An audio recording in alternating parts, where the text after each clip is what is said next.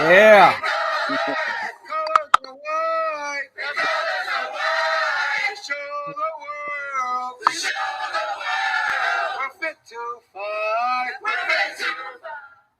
Well, good evening, everybody. It's Veterans Day, and I am here with a local guest from the Uniontown, Masontown area.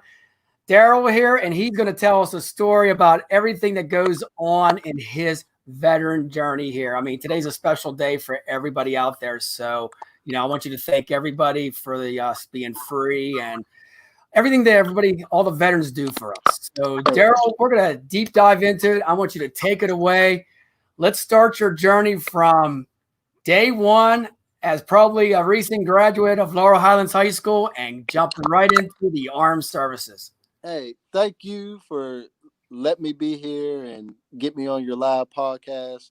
Richard, it's a pleasure, You're always welcome, man. I tell you what, it was I my military career started when I was a young child, and my parents taught me the importance of working hard and never giving up.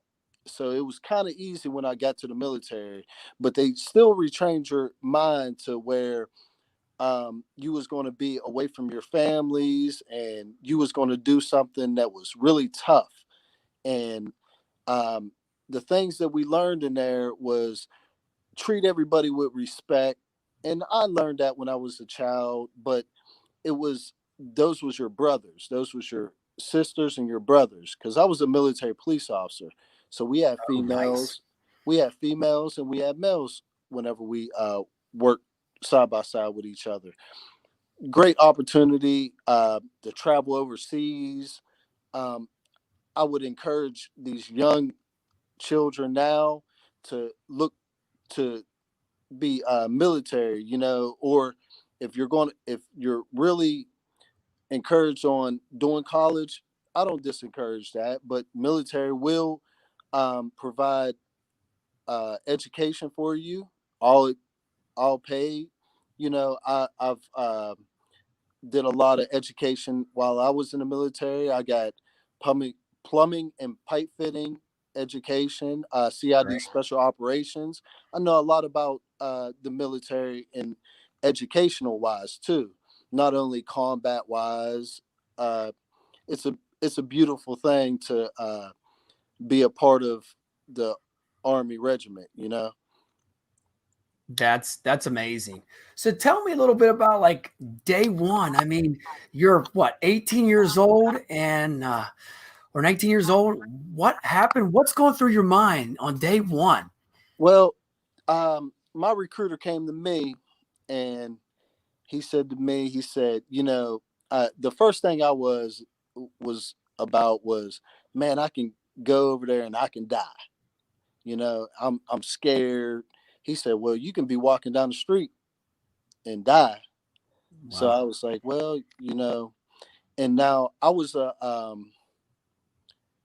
world class athlete, and I knew that I could do athletics and I can, but really educate like book smart, I wasn't with it. I didn't really like to study. I didn't like to do things like that. So I chose the military. In my senior year, I got a letter from the, I believe that it was the general, and he congratulated me on winning the state championship. And that's what Nice. really encouraged me on to pursuing the military. But it didn't always, everything didn't work out as the way that I wanted it to. God made it work out the way that he wanted it to. You understand what I'm saying? So Yes. um he said to me, I as soon as I got out of basic training at AIT, I went to Kosovo. And I Oh, was like, I'll never run track again. I'll never do this again. So, in my profession, military police, we work 24 hours a day. So, we did a lot of, on my shift, I did a lot of night shifts. And a man came to me and he ran track also about a year and a half later, um, while I was in my career. and I started running overseas, and I did the Bitburg, Germany. I did the all. I tried out for the All American team, and I made the All American team, but the mission was first. So it was, and I have medals from Heidelberg, Germany, and Nice. I have medals from Bitburg, Germany.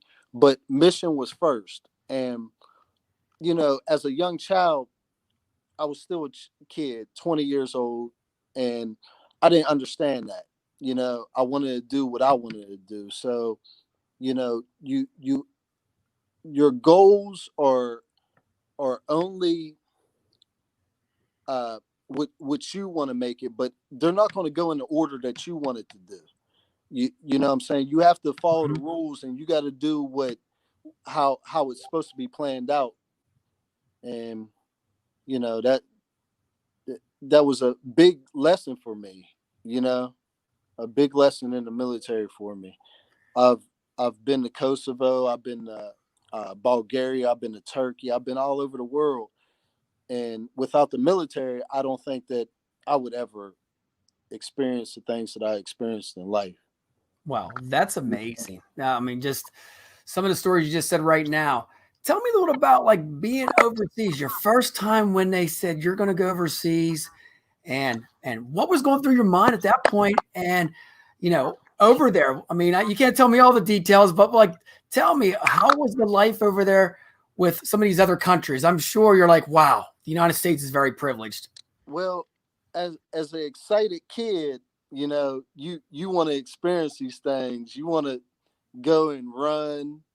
And when I was growing up, we was always in the woods, so it was you want to go anyway. So Hmm. uh, once I got over to Germany, uh, we was our company was deployed already. We was in Kosovo, and they told us we was going to Kosovo, and I have no idea where Kosovo was. And I called back to my mom and dad, and they said, "How you doing?" I said, "Well, we're going to Kosovo, Mom. I don't know where it's at." She said, "Well, have fun." You know, hey, she didn't know what Kosovo was. It was war, Yeah. and I had a saw machine gun. I had a Oh, 9 millimeter. I was riding on top of the Humvee when I got to Kosovo, and you know what? Those people over there, they really are still loving people. They love uh, seeing how other people are, because if you think about it, those people have never been to America, so they don't know how loving it is here. So they're trying to experience that. hmm. They're trying to experience that love, and if you show them love, then they're like, man, we can start sharing this over here, and it can be a peaceful place. Exactly. They And it's open up to you. yeah, and it really started being a peaceful place. Kosovo was really started being a nice place whenever I left Kosovo. I have pictures of kids running after me, wanting to be around me. It was loving, man. It was a nice place to be. Wow, that's incredible. And I see that all the time on TV with the kids, how they come up to you and you give them Mhm. candy and stuff like that. And the feelings is like, wow. So tell me a little bit more about like, anyway, after you go on your trips and, you come back here, the training. I mean, do you have any free time or is it a lot of schooling? And, pretty much when you're overseas, do you have any free time or are you always like in battle? Well, I tell you what, uh, when when you when you're in that, you would rather you do it. Myself, I would rather be out there than my friend, my battle buddy. You know, if my battle buddy's tired, I'd say, "Hey, battle buddy, I'll go out there for you." You know, Hmm. so you feel like a you're you want to do it for someone, than being worried about yourself.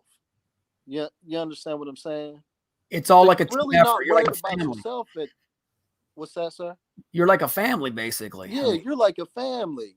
That's your brother. You ain't worried about him going out and he's tired, and you might be tired, but you know you can handle it. Go do it. Go do that job. And that's what I take in life now. At work, when I go to work, if somebody can't do something, I just do it. That's I don't great. want to see them hurt. Why would you want to see somebody else hurt? You're You right. know, and it I I don't know. When I talk to another vet, it the first thing that I do, and it hurts. It hurt. This is the only thing that hurts me whenever I talk to another vet. Now I ran into a veteran, and no doubt that he was in the military. But my father, served in the Korean War, Okay. and he's 92 years old. He just turned 92 years old, Wow. and um, a gentleman came up to. I'm a gas attendant, and Okay. a gentleman came up to me, and it was on Veterans Day. It was about 4 years ago, and he said, "I said you was in the Korean War," and a veteran gets real happy whenever they see somebody that they can relate to, Mm-hmm. because there's not a lot of people that a vet can relate to that's been in a situation that maybe somebody that they know or what they know. You're right. So I asked him, I said, you was in the Korean War? And he told me yes. And I said, oh, that's wonderful. I said, my dad was in the Korean War. I said, and I was in Kosovo. I was in Yugoslavia. I was in Macedonia. I was in Greece. I was in Turkey. I was in Hungary. I was in Austria. I was in Germany. I was in Baumholder, Germany. I was Frankfurt, Germany. I was all these places. And I said to him, I said, where else was you overseas at? And he said, well, I've never been overseas. I said, well, you said you have a Korean War hat on. And he said to me, he said, well, I was stationed in Fort Campbell, but I've never, they alerted us 3 times, but I didn't get to go to Korea. Now, that feeling that I have whenever he says that, and my dad was in the Korean War and he witnessed and he went through all these things, Mm-hmm. that's an anger. That's an anger that is unbearable, and you don't know what to say to a person, but just leave them alone. You don't you know Yes. don't ever use no stolen valor. You know, So don't true. steal nobody's valor, man. You know, if you jumped over 5 buildings and you saved 10 people's lives, and I said that I did the same thing and I ain't never did it, that's wrong, man. Totally right. I agree on that.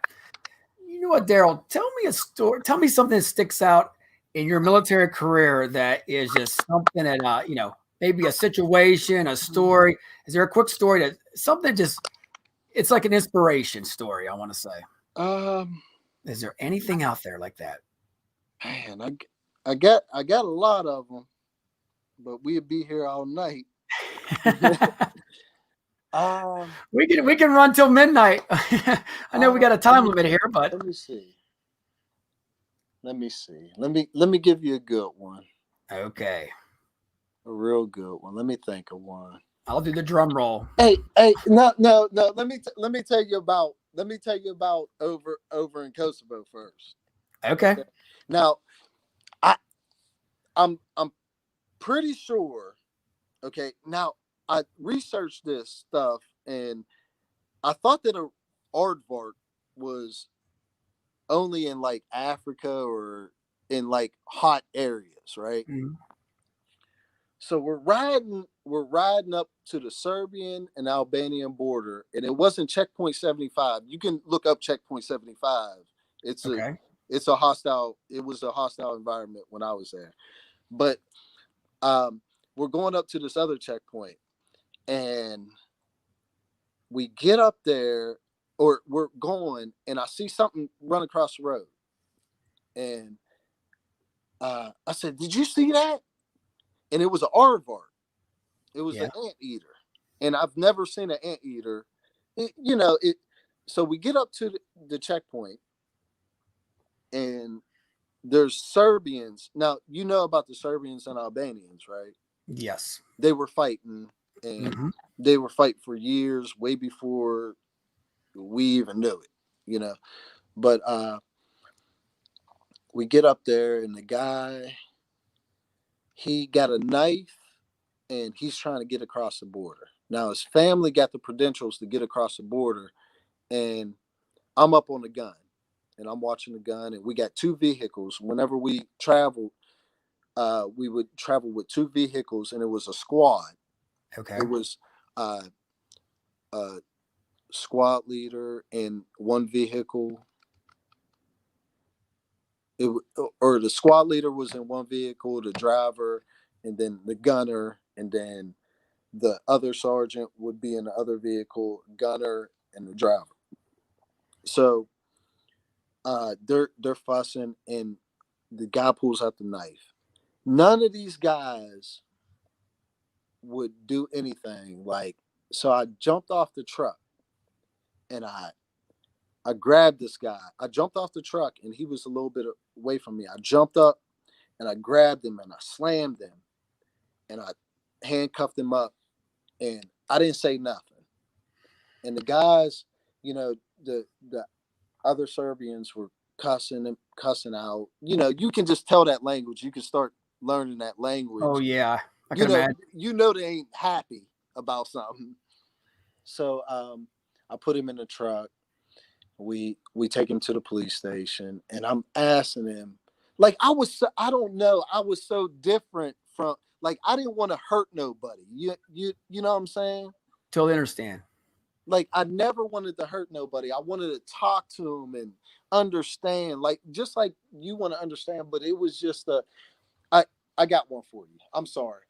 I got one. No, I'm I all got a ears. good one for you. I got one for you. I was driving through Jelani, okay, Okay. and I was the type of person that I would stop the vehicle for anything. If I seen anything going on, I'm stopping it right then and there. So I'm up on the gun. I'm only a private. I'm only an E2. I got a sergeant in the vehicle and a specialist driving. So the guy was smacking his dog, smacking some female. Okay. Oh And yeah. I can figure that it was his daughter. So I get off the truck. I say, stop the truck, stop the vehicle, stop the Humvee now. So I jump off the Humvee, and I go over to him. I said, stop doing that to her. Stop it right now. Don't you put your hands on her no more. And the interpreter's beside me. And I said, ask him, is this his daughter? And he said, that's his daughter. They talking. And I said, you love her. You love her. That is your daughter. You love her. You know, you give Yes. her a hug, man. You love her, man. Anybody out here else see you? And the interpreter's talking, and peace, man. You know, it was all about peace, man. Yes. And that's Darrell. That's it seems like that's what you're all about, which is great. You know what I mean? We need more people like you. It's out there and just like I always say at the end of the day, as much as we're going through 2020, life is short. If you're in the military or whatever, you got to enjoy it. It Yeah, seems it like was. you really learned a lot in there. And I hear stories from this all the time that veterans said these stories are priceless. I mean, we could sit for days and days. You know, I just want to thank people like you to help us and for everything that you do. That's what I'm trying to say. Hey, It's thank you, thank you. saving a day, and it's just not today. It's every day we're out there. So, nobody should ever take for granted every day because when we're getting up and we're having a bad day at work, there's somebody overseas fighting for us, and protecting us so we aren't harmed. And I think about that every day. Yeah. Hey, anything that I tell you, it is the truth. You hear me? Hey, It that's what is I love. nothing but the truth. Honesty and the truth, right? It's the truth. I've been to Kamanika. You can look it up. Kamanika, Jelani, Turkey. I've been to Austria. I've been to Hungary. I've been to Bulgaria. I've been to Greece. I've been to Macedonia. I've been, hey, any of them over there in that area. I took a 7-day ride home, a trip, 7 days through 7 hostile environments with a 9mm. My buddy had a 9mm. My other buddy had a sergeant had an M16 with a 203 on it, and the other guy had an M16. We was watching billions of dollars worth of ammunition and Connexes and Humvees and tanks. Wow. A mile-long train, right? And we went through these 7 countries. Guess how much ammunition they gave us? How much? They gave us not 1 round, bruh. You hear me? Wow. We got off the train in Greece. We walked around the train. There was about 200 people outside. You can look it up. Greece don't like American soldiers. And when we got off when we seen them, we got around that train where they couldn't see us. We ran back, got on that train, and we didn't get back off of it. Wow. Another amazing story. Tell you what, before we wrap it up, Darrell, tell us a little bit about, what you're doing now, and are you involved in any veterans organizations, and just what you want to tell everybody out there on Veterans Day, freestyle chat, go for it. Happy Veterans Day. Make sure you give a veteran a hug and love them, because I'm telling you, you're lucky that they're still here. And I'm a gas attendant at a local gas station, and I love everybody. And I wouldn't have it no better way. I just purchased my second home. I got a rental up the street. I got about 4 cars. Good credit will keep you doing good. And hey, treat people right. That's all you got to do. If you treat people right, then good things is going to happen to you. That is so true, Darrell. That's all you got to do. And if you could tell any kids going into the military, is there any advice for them at all? Just to rock it out and learn everything you can. Any other advice? I would say stay strong. Do your push-ups, do your sit-ups, run a lot before you get in there. I got a lot of buddies that went to the military. They loved it. And you can look back on it and say, I did it. That's the best thing. Look back on something and saying that I did something. That's what else? You summed it up. You summed it up. Life is short. When you sit 65 or 70 years old in your rocking chair, you can say, I got all these stories and memories, right? Yep. Of experience. But I'm so glad you came on to the broadcast. Fayette County, Laurel Highlands grad, just like me, man. We are family now forever, right? So I'll definitely have to stop down the gas station, check you out when I'm back in town. But I want to thank you again for coming on this special day. All veterans out there, you know what? We love you and we care about you. Every day we salute you. Thank you for your service. I can't say it enough. Thank you so much. And Darrell, once again, thank you for being my guest on the show tonight. I'll definitely have you back in the future with some more stories, man, because we can go round and round for this, all right? Yes, sir. Thank you so much.